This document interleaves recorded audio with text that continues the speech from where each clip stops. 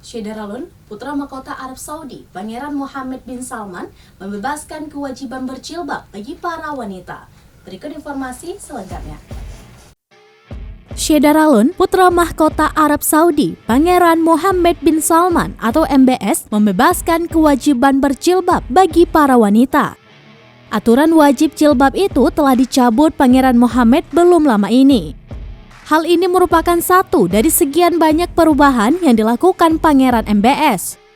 Dikenal sebagai negara yang konservatif, kini ada tren baru di kalangan perempuan Arab Saudi.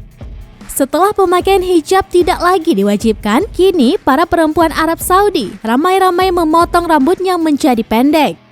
Tren rambut pendek ini mulai terlihat pada wanita-wanita di jalanan ibu kota Riyadh, terutama setelah wanita Saudi tidak lagi diwajibkan menggunakan hijab di tempat umum.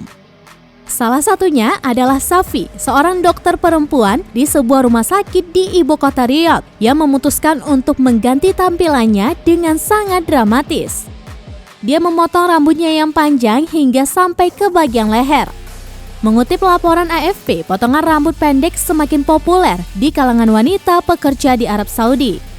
Tren ini terlihat mencolok terutama di jalanan Riyadh, di mana banyak wanita yang memiliki gaya rambut pendek.